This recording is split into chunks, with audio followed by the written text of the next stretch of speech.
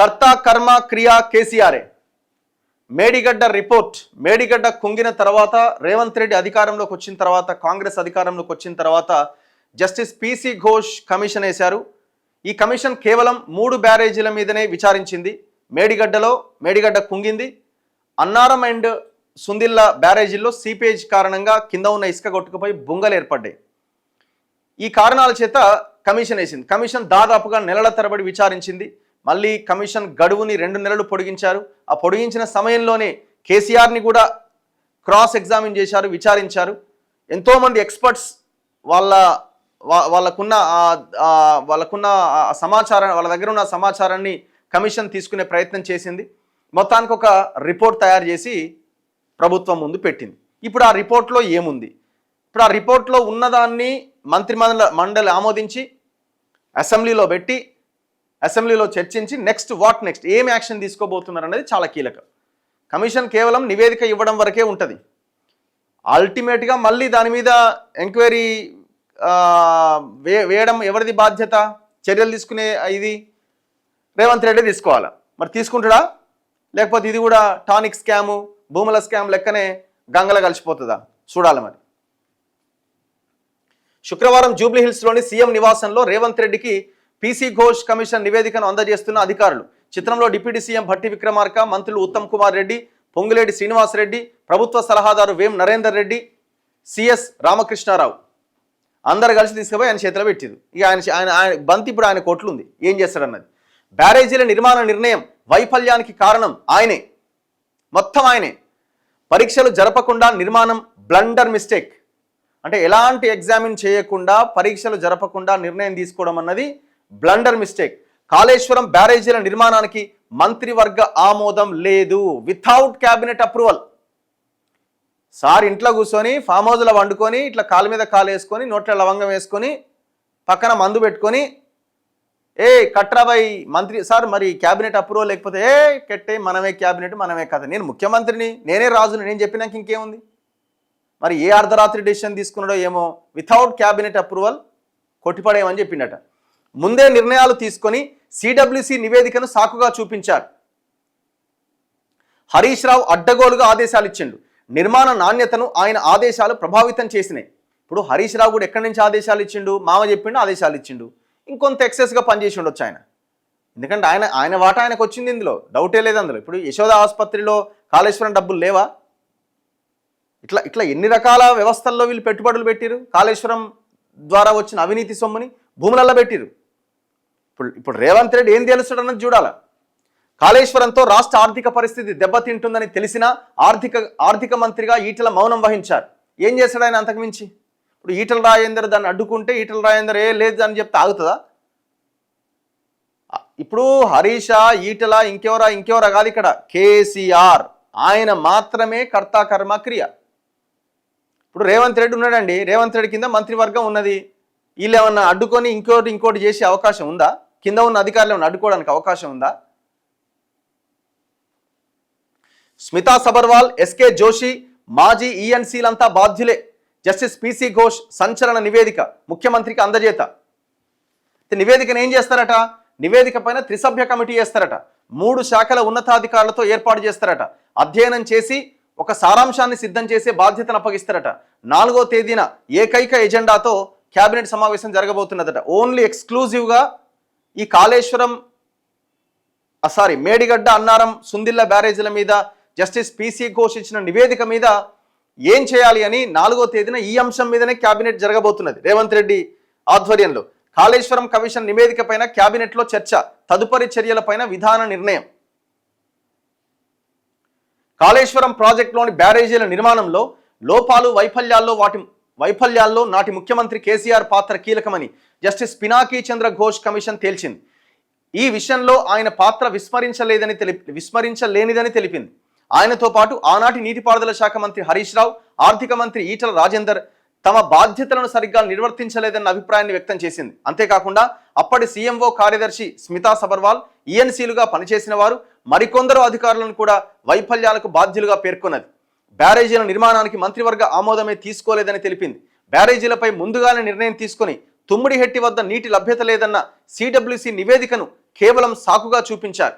పైగా బ్యారేజీల నిర్మాణానికి ముందు భూభౌతిక పరీక్షలను శాస్త్రీయ ప్రమాణాలతో జరపలేదని పేర్కొన్నది.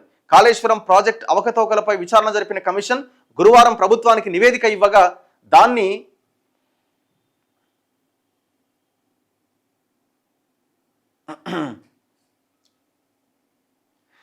శుక్రవారం ముఖ్యమంత్రి రేవంత్ రెడ్డికి అందజేశారు. విశ్వసనీయ సమాచారం ప్రకారం కాళేశ్వరం ప్రాజెక్టులో మేడిగడ్డ, అన్నారం, సుందిళ్ల బ్యారేజీలు నిర్మించేందుకు మంత్రివర్గ ఆమోదం తీసుకోలేదని, మంత్రివర్గ ఉపసంఘం వేసినా దీనికి ఆ బ్యారేజీలకు సంబంధమే లేదని పీసీ ఘోష్ కమిషన్ తేల్చేసింది. మంత్రివర్గ ఆమోదంతోనే బ్యారేజీలు నిర్మించినట్లు కమిషన్ క్రాస్ ఎగ్జామినేషన్లో మాజీ ముఖ్యమంత్రి కేసీఆర్, మాజీ మంత్రులు టి హరీష్ రావు, ఈటల రాజేందర్ చెప్పగా అవన్నీ అవాస్తవాలేనని కమిషన్ నివేదికలో తేలింది. ఇక డాక్టర్ బిఆర్ అంబేద్కర్ ప్రాణహిత చేవెళ్ల ఎత్తిపోతల పథకంలో తుమ్మిడిహెట్టి వద్ద బ్యారేజీ కట్టకుండా మేడిగడ్డ, అన్నారం, సుందిలలో బ్యారేజీలు కట్టాలన్న నిర్ణయానికి కర్త కర్మ క్రియ కేసీఆర్ అని కమిషన్ వెల్లడించింది. వెరీ క్లియర్గా ఇక్కడ కేసీఆర్ని ఎక్కడ అడ్డంగా ఇరుక్కుపోయిండు అని అంటే, ఇక్కడ ఒక దగ్గర ఇప్పుడు నేను సంతకాలు పెట్టలేదు, నేను అసలు ఇంజనీరింగ్ చదవలేదు, నాకు పట్టానే లేదు, TV9 ఇంటర్వ్యూలో మాట్లాడిండు కదా, మొత్తం ఇంజనీర్లదే బాధ్యత అని మొత్తం బండంతా తీసుకుపోయి వాళ్ళ మీద ఎత్తేసిండు. కానీ ఇక్కడ కమిషన్ తేల్చింది ఏంటి అంటే కేసీఆర్ ఎక్కడ దొరికిపోయిండు. యాక్చువల్గా ఇది ప్రాణహిత చేవెళ్ల రీడిజైన్ కంటే ముందు కాంగ్రెస్ తీసుకొచ్చిన ప్రాణహిత చేవెళ్ల సృజల సవంతి పథకంలో భాగంగా ఇది తుమ్మిడిహెట్టి ఇక్కడ నుంచి వాటర్ని గ్రావిటీ ద్వారా ఒక చిన్న లిఫ్ట్ ఇక్కడ ఒక లిఫ్ట్ పెట్టి శ్రీపాద ఎల్లంపల్లి రిజర్వాయర్లోకి వాటర్ని తీసుకురావాలన్నది పాత డిజైన్లో భాగం. తుమ్మిడిహెట్టి నుంచి ఎల్లంపల్లి ప్రాజెక్టులోకి రిజర్వాయర్లోకి నీళ్లు తీసుకురావాలి. ఆల్రెడీ ఇక్కడ దాదాపుగా 70% కాలువలు కంప్లీట్ అయిపోయినాయి. అండ్ దట్టు ఇక్కడ ఈ కాలువ పరివాహక ప్రాంతంలో దాదాపుగా 2 నుంచి 3 లక్షల ఎకరాలకు నీళ్లు ఆయకట్టు కూడా ఉన్నది. అయినా కూడా దీన్ని పక్కన పెట్టింది. దేనికి పక్కన పెట్టినంటే ఇక్కడ నీటి లభ్యత లేదు, ఇక్కడ నీటి లభ్యత ఎక్కడిది, ఒక గీడికి పోతే మస్తు నీళ్లు ఉంటాయని చెప్పి ఈ మేడిగడ్డ దారికి తీసుకొచ్చిండు. ఏడు నుంచి తుమ్మిడిహెట్టి నుంచి మేడిగడ్డకి తీసుకొచ్చిండు. ఈ తుమ్మిడిహెట్టి నుంచి మేడిగడ్డకు తీసుకొచ్చిన కారణంగానే మేడిగడ్డ కుంగింది. ఇది కమిషన్ చెప్తున్నది. ఈ కారణంగానే మేడిగడ్డ కుంగింది, ఈ కారణంగానే అవినీతి జరిగింది, ఈ కారణంగానే మొత్తం వ్యవస్థ అంతా నాశనమైంది. సో ఈ నిర్ణయం తీసుకుంది ఎవరు? కేసీఆర్. సో దాన్ని ఆ పాయింట్ని పర్ఫెక్ట్గా పాయింట్అవుట్ చేసిరు. సో అందులో భాగంగా కేసీఆర్ ఇప్పుడు అడ్డంగా ఇరుక్కపోయాడు. అందుకే అంటున్నారు కర్త కర్మ క్రియ మొత్తం ఆయనే అని. ఇప్పుడు ఇది మార్పులో, ఈ డిజైన్ మార్పులో కేసీఆర్ కీలకమైనప్పుడు డిజైన్ అమలు చేసే సమయంలో మళ్ళీ అధికారులు ఇన్వాల్వ్ అయినారు. అధికారులు సంతకాలు పెట్టడం ఇంకోటి అక్కడ స్టార్ట్ అయింది. కానీ ఆ తుమ్మిడిహెట్టి నుంచి మేడిగడ్డకు మార్చడంలో కేసీఆర్దే కీలక పాత్ర మొత్తం ఆయనే చేసిండు. దాని కారణంగానే ఇవాళ రాష్ట్రము ఇంత పెద్ద ఎత్తున నష్టపోవాల్సి వచ్చింది అన్నది కమిషన్ తన నివేదికలో పొందుపరిచింది. అయితే ఈ ఉపసంఘం ఏదైతే అన్నారో, ఈయన ఎవరెవరు ఈటల, హరీష్ వీళ్ళందరూ ఉన్నారు కదా అందులో, ఆ ఉపసంఘం మేరకే మేము తీసుకున్నామని. అసలు ఆ ఉపసంఘానికి కేసీఆర్ తీసుకున్న నిర్ణయానికి సంబంధమే లేదట. అది ఒక సాకు మాత్రమే. తుమ్మిడిహెట్టి వద్ద నీటి లభ్యత పైన కేంద్ర జలవనరుల సంఘం CWC నివేదికను ఒక సాకుగా మాత్రమే వాడుకున్నారని కమిషన్ తెలిపింది. మేడిగడ్డ, అన్నారం, సుందిళ్లలో బ్యారేజీలు కట్టాలి అనే నిర్ణయం ముందే తీసుకొని నీటి లభ్యత లేదని సాకుగా మాత్రమే చూపించారని తప్పుపట్టింది.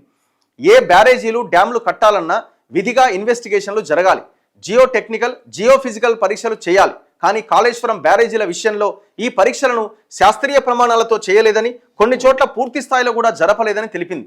ఇలాంటి లోపాలతో బ్యారేజీలు నిర్మించడం బ్లండర్ మిస్టేక్ అని కమిషన్ వ్యాఖ్యానించింది.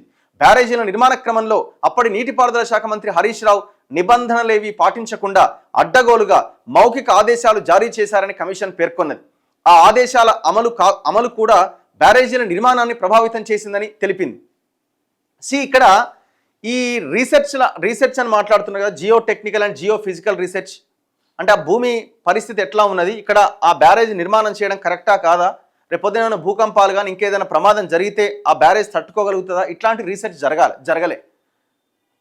నాట్ ఓన్లీ ఈ 3 బ్యారేజీలు, మల్లన్న సాగర్ మానవ కట్టడము, మట్టితో కట్టిన కట్టడము, దాదాపు 50 TMCల మల్లన్న సాగర్ కట్టేటప్పుడు కూడా ఎలాంటి రీసెర్చ్ జరగలే. రీసెర్చ్ జరిగే కంటే ముందే మెగా కృష్ణారెడ్డికి 6,000 కోట్ల ప్రాజెక్ట్ని కట్టబెట్టేసిండు, 6,000 కోట్లు రిలీజ్ చేసేసిండు. కానీ రేవంత్ రెడ్డి దాని మీద ఇంక ఎంక్వైరీ చేస్తలేడు. కానీ కాగ్ రిపోర్ట్లో దాదాపు 256 పేజీల రిపోర్ట్లో తేల్చి పడేసింది CAG, controller and auditor general. ఈ దేశంలో అత్యున్నత ఆడిటింగ్ వ్యవస్థ, రాజ్యాంగబద్ధమైన వ్యవస్థ. ఇక్కడ ఎట్లా జరిగిందో సేమ్ మల్లన్న సాగర్ కానీ అన్ని ప్రాంతాల్లో అదే జరిగింది. అండ్ దాంతోపాటు ఇప్పుడు ఈ హరీష్ రావుకి సంబంధించిన వ్యవహారము మనమే ఇంటర్వ్యూ చేసినాం కదా. ఎవరిని? ఆయన పెంటారెడ్డి గారిని. ఆయన నీటిపారుదల శాఖ ఈ కేసీఆర్కి ఎత్తిపోతల స్కీమ్స్లో భాగంగా ఈ పంపులు, మోటార్లు వీటిలో సలహాదారుడిగా పనిచేసిన ఆయన దగ్గర గవర్నమెంట్ బోంగని ఆయన నాకు ఇంటర్వ్యూ ఇస్తే ఆయన ఓపెన్గా చెప్పిండు, నన్ను బెదిరించిర్రు, నేను చెప్పింది ఎవడు ఇన్లే, నా సంతకాలు లేకుండానే పని కానిచ్చేసిర్రు, ఏది మన పంప్ హౌజులు మునిగిపోవడానికి ప్రధాన కారణం హైట్ తగ్గియడము. నేను ఒక హైట్లో చెప్తే ఇంకొక హైట్లో కట్టిర్రు. హరీష్ రావు నా దగ్గరికి వచ్చి నేను చెప్పింది చేయాలి కానీ నువ్వు నీ ఇష్టం వచ్చినట్టు చేస్తే ఎట్లా, నేను నిన్ను పెట్టుకుని దేనికోసం అని నా ఇంటర్వ్యూలోనే చాలా క్లియర్గా చెప్పిండు. ఇట్లా ఈ మొత్తం వ్యవహారం నడిచింది. నీటిపారుదల శాఖ మంత్రి హరీష్ రావు నిబంధనలేవి పాటించకుండా అడ్డగోలుగా మౌఖిక ఆదేశాలు జారీ చేశారని కమిషన్ పేర్కొన్నది. ఆ ఆదేశాల అమలు కూడా బ్యారేజీల నిర్మాణాన్ని ప్రభావితం చేసిందని తెలిపింది. మరోవైపు రాష్ట్ర ఆర్థిక పరిస్థితి ఏమాత్రం బాగాలేకపోయినా కాళేశ్వర ఎత్తిపోతల పథకం నిర్మాణంపై నిర్ణయం తీసుకోవడం రాష్ట్ర ఆర్థిక వ్యవస్థను కుదేలు చేస్తుందని తెలిసినా నాటి ఆర్థిక శాఖ మంత్రి ఈటల రాజేందర్ మౌనం వహించారని కమిషన్ తప్పుపట్టింది. ఇది నేరపూరిత నిర్లక్ష్యమే అవుతుందని వ్యాఖ్యానించింది. ఇది ప్రతి నిర్ణయంలోనూ, కాళేశ్వరంతో ముడిపడిన ప్రతి సమావేశంలోనూ ఆనాటి సీఎంఓ కార్యదర్శి స్మితా సబర్వాల్ పాత్ర ఉందని తెలిపింది. బ్యారేజీల నిర్మాణ నిర్ణయంతో అప్పటి ప్రభుత్వ ప్రధాన కార్యదర్శితో పాటు నీటిపారుదల శాఖ ముఖ్య కార్యదర్శిగా, ప్రత్యేక ప్రధాన కార్యదర్శిగా, ప్రభుత్వ ప్రధాన కార్యదర్శిగా పనిచేసిన శైలేంద్ర కుమార్ జోషి కూడా బాధ్యుడే అని పేర్కొన్నది. నేరపూరిత నిర్లక్ష్యం. బ్యారేజీల నిర్మాణం 2016లో చేపట్టగా 2019 మే నెలలో ప్రారంభించారు. అదే సంవత్సరం బ్యారేజీల్లో నీటిని నిల్వ చేశారు. ఆ ఏడాది నవంబర్లో బ్యారేజీల గేట్లు మూయగానే వాటి దిగువ భాగంలో యాప్రాన్లు దెబ్బతిని సిమెంట్ కాంక్రీట్ బ్లాకులు కొట్టుకపోయినాయి. వరద ప్రవాహ ఉధృతిని సరిగ్గా అంచనా వేయలే. ఇక బ్యారేజీల నుంచి దిగువకు వచ్చే నీటి శక్తిని నిర్వీర్యం చేసే విధంగా బ్యారేజీల దిగువ భాగంలో వ్యవస్థలు డిజైన్ చేయలే. దెబ్బతిన్న రక్షణ వ్యవస్థలను సరిచేయడానికి తగిన డిజైన్లు ఇవ్వాలని నిర్మాణ సంస్థ లేఖ రాసిన 4 ఏళ్ల పాటు ఎటువంటి డిజైన్లు ఇవ్వకపోవడం నేరపూరిత నిర్లక్ష్యమే. మెయింటెనెన్స్ పనులు కూడా చేయలే. బ్యారేజీలు పూర్తి కాకుండానే పూర్తయినట్లుగా కంప్లీషన్ సర్టిఫికెట్లు జారీ చేశారు. బ్యారేజీల వైఫల్యానికి నాటి ఈఎన్సీలు మురళీధర్ రావు, నల్లా వెంకటేశ్వర్లు, హరిరామ్ నాయక్, రామగుండం సిఈ సుధాకర్ రెడ్డి, పలువురు అధికారులు కారకులు అని కమిషన్ వివరించింది. అసలు ఇది 2019 మే నెలలో మేడిగడ్డ ఎత్తిపోతలాది నీళ్లు ఎత్తిపోసడం స్టార్ట్ చేయగానే వితిన్ 2 to 3 monthsలో ఆ ఆప్రాన్లన్నీ దెబ్బతిని కొట్టుకపోవడం స్టార్ట్ అయింది. కానీ కనీసం కొట్టుకపోయిన తర్వాత కూడా మెయింటెనెన్స్ చేయలే. ఇది నేను చెప్తుంది కాదు, కాగ్ రిపోర్ట్ కూడా చాలా క్లియర్గా ఉన్నది విత్ ఫొటోస్తో సహా. ఒక చోట ప్రతిపాదించి మరో చోట నిర్మాణం. అన్నారం, సుందిళ్ల బ్యారేజీల నిర్మాణాన్ని ఒక చోట ప్రతిపాదించి మరో చోటికి గుడ్డిగా తరలించిరట. ఈ క్రమంలో భౌతిక సాంకేతిక పరీక్షలు సరిగ్గా జరపలే. బ్యారేజీల డిజైన్లు, డ్రాయింగ్లను పరీక్షలే కీలకమని, కానీ వాటిని శాస్త్రీయ ప్రమాణాలతో చేయలేదని గుర్తు చేసింది. బ్యారేజీల వైఫల్యానికి డిజైన్ల లోపం, ఆపరేషన్ అండ్ మెయింటెనెన్స్ లోపం, నిర్మాణ లోపం, నాణ్యతా లోపాలున్నాయి. మేడిగడ్డ బ్యారేజీ నిర్మాణం కోసం షీట్ ఫైల్స్ వినియోగించాలని డిజైన్లు ఇవ్వగా సీకెంట్ ఫైల్స్ని ఉపయోగించాలని తెలిపింది. ఈ సీకెంట్ ఫైల్స్ అమరికలో లోపాలతో ఇసుక మైనింగ్ జరిగి బ్యారేజీ కుంగిపోయిందని వెల్లడించింది. దేశంలోని బ్యారేజీలన్నింటినీ నీటి మళ్లింపు కోసమే వినియోగిస్తారు. కాళేశ్వరంలో మాత్రం నీటిని నిల్వ చేశారని తప్పుపట్టింది. ఇది కూడా బ్యారేజీలు దెబ్బతినడానికి కారణమైంది. సబ్జెక్టు కరెక్షన్ 7 టీఎంసీలు, 10 టీఎంసీలు, 13 టీఎంసీలు ఇట్లా నీటిని నిల్వ చేసే సామర్థ్యంతో కూడిన బ్యారేజీలు కట్టిండిన. అంటే వచ్చినట్టుగా పంపించే వ్యవస్థ కాదు ఇది. నీటిని నిల్వ చేసి ఎత్తిపోసే వ్యవస్థ అనమాట. అట్లా కట్టడం కరెక్ట్ కాదు అని కూడా చెప్తున్నారట. ఎట్లా కట్టినా దాంట్లో ఏదైనా ట్రాన్స్పరెంట్గా నిజాయితీగా కడితే ఏమన్నా అది నిలబడేది. మొత్తం ఎట్లా తినాలి అనే ఆలోచనతో ప్రాజెక్టు కడితే ఉంటుందా? ఉండదు. అదే జరిగింది. ఇప్పుడు రేవంత్ రెడ్డి కోర్టులో ఉంది బంతి. ఇప్పుడు ఏం చేస్తాడు? ఈ రిపోర్ట్ వచ్చిన తర్వాత మళ్ళీ కాలయాపనైనా ఏమైనా యాక్షన్ తీసుకునే అవకాశం ఉందా? ఈ కాళేశ్వరం ద్వారా వచ్చిన పైసలన్నీ ఏడికి పోయినాయి. భూములకి పోయినాయి, హాస్పిటళ్ళకి పోయినాయి, వాళ్ళ ప్రైవేట్ బిజినెస్లకు పోయినాయి, దుబాయ్కి పోయినాయి, విదేశాలకు పోయినాయి. కక్కిచ్చు. ఇమీడియట్గా వాటి మీద చర్యలకు ఉపక్రమించి వెంటనే మళ్ళా కమిటీ చేస్తా, దాన్ని ఇంకోటి చేస్తా, మళ్ళీ దానికో 6 నెలల సమయం పెడతా, ఎలక్షన్ల దాకా గుంజుతా అంటే జనాలు క్షమించారు. జనాలు ఇంకా యాక్సెప్ట్ చేయరు. సో ఇది నిన్న వచ్చిన రిపోర్ట్ ఇది. సో పబ్లిక్ ఏమనుకుంటున్నారు?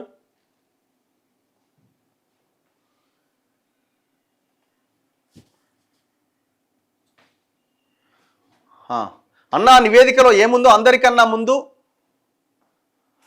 ఎవరా బూత్ కిట్టుగానికి ఎలా తెలిసిందేంది?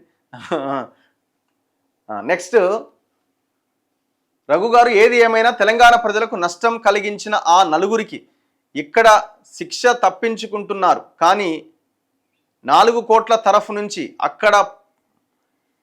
అక్కడ పైన తప్పించుకుపోలేరు. తప్పకుండా చూడాలి మరి ఏమైంది. ఇప్పుడు వాళ్ళకి ఆల్రెడీ జడ్జిమెంట్ ప్రజలు ఇచ్చేసిరు. ఆల్రెడీ మీరు అధికారం వద్దురు నాయన, మీరుంటే మేము ఖతం అయిపోతామని చెప్పి తీసి అవతల పడేసిరు. అయిపోయింది అది.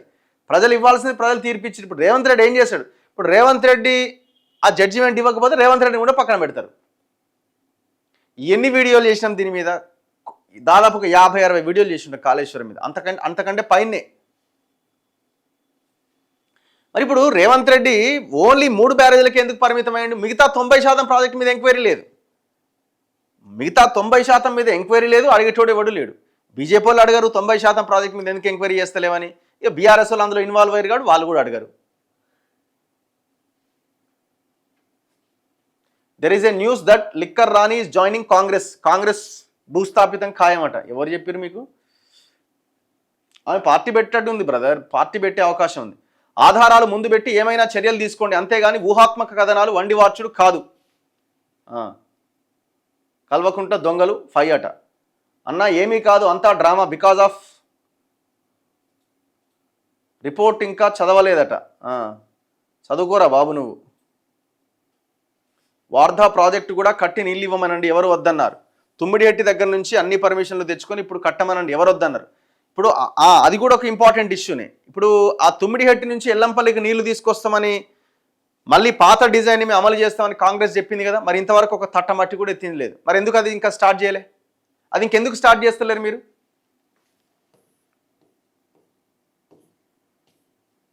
నివేదికలో ఏముందో ఎట్లా తెలిసింది అంటున్నారు. బ్రదర్, అది తెలుసుకోవడము అది పెద్ద సమస్య కాదు. ఉన్న అంశాన్ని వాళ్ళ చేతిలోకి వచ్చిన తర్వాత అందులో ఉన్న కొన్ని అంశాలని 100% లీక్ చేస్తారు.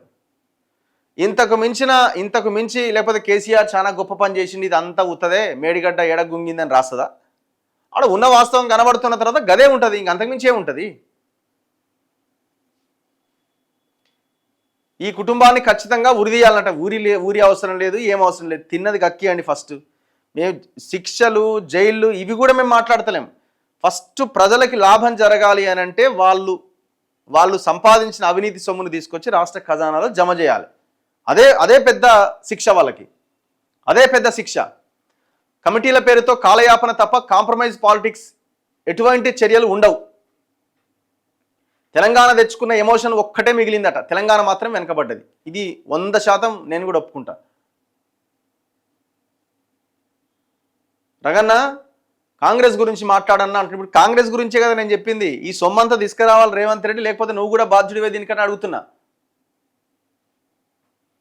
జర్నలిస్టులను పిలిచి ప్రెస్ మీట్ పెడతాడు కదా రేవంత్ రెడ్డి కాళేశ్వరం మీద, ఇంకో పేరు ఎందుకు జరగలేదు అని మీరు అడగాలి. రోజు మనం అడుగుతూనే ఉన్నాం ముఖ్యమంత్రిని అడుగుతాం, అందరిని అడుగుతాం.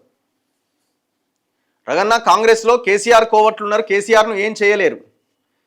కేసీఆర్ కోవట్లు ఉన్నారా, ఇంకెవరున్నారా, అది వాళ్ళ సావు వాళ్ళు చావాలి. కానీ జనాలు మాత్రం అడగాల్సిందే కదా. ఏ స్కీమ్ లోపల ఏ స్కామ్ ఉందో ఎవరికి తెలియదు.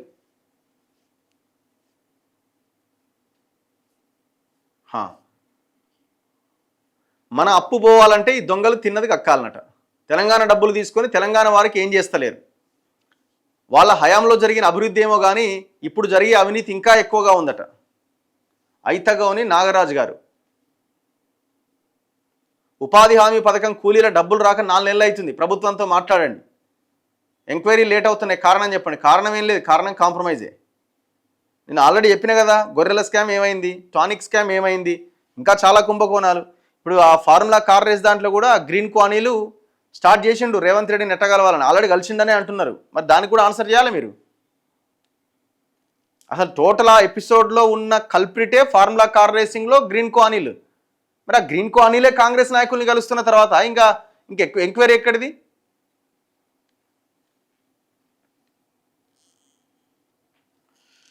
అన్న నాకు 3 నెలల శాలరీ ఇవ్వకపోగా జాబ్ నుంచి తీసేసిండట ఒక రావు. ఎవడా రావు? 75,000 రావాలట. హెల్ప్ చేయన్నా, నేను సైట్ సూపర్వైజర్ని. వికాస్ అడుగుతున్నాడు, ఎవరో మరి ఆ రావు. Boduppal roads are very bad Raghu గారు, వేయట్లేదు న్యూ రోడ్స్ అట. నిన్న రేవంత్ రెడ్డి యూట్యూబ్ విలేకరులు కాదు పనికిరాని వాళ్ళు అన్నాడట. మాట్లాడదాం, అది కూడా ఉన్నది కదా. టోటల్ కాంప్రమైజ్ రాజకీయం. కాలేజీ టీవీకి ఏమైందన్న, మార్నింగ్ న్యూస్ వస్తలేదు, బిజీగా ఉన్నాడేమో. స్థానిక ఎన్నికలు పెట్టకుండా గ్రామాల్లో తిరగలేని పరిస్థితిలో ఉన్నాం అన్న, ఇది చాలా ఇబ్బందిగా ఉంది. కాంగ్రెస్ లీడర్ అడుగుతున్నాడు, ఫయాజుద్దీన్ మహమ్మద్. ఎందుకంటే బల్బులు లేవు, రోడ్లు లేవు, అంత ఆగవాగా ఉంది గ్రామాల్లో. భూపాలపల్లి ఎమ్మెల్యే చేసిన అరాచకం, అమాయక బర్ల కాపర్ల గురించి ఒకసారి మాట్లాడండి. ఆమెతో నేను ఇంటర్వ్యూనే చేసిన, ఒక అబ్బాయిని పంపించి ఆమెతో మాట్లాడి ఆ వీడియో కూడా నేను పోస్ట్ చేసిన మన దాంట్లో. మంచి శభాష్ లలితమ్మ, చాలా గొప్ప పని చేసినాం. అందరూ అట్లా చేయాలా? మీకు న్యాయం జరగకపోతే ఎమ్మెల్యే ఇంటిని ముట్టడించడమో, ఎమ్మెల్యే క్యాంప్ ఆఫీస్కి పోవడమో, ఏదో ఒకటి చేయడం. ఒక నిరసన, ఎంత అద్భుతమైన నిరసన, రాష్ట్రం అంతా వైరల్ అయిపోయాయి ఒక్కడే దెబ్బకి.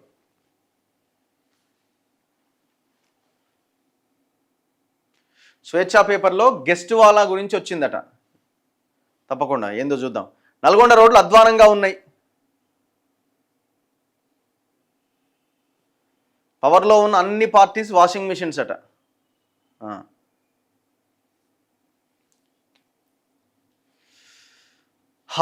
నెక్స్ట్ ఎక్కడ ఆగిన మనం?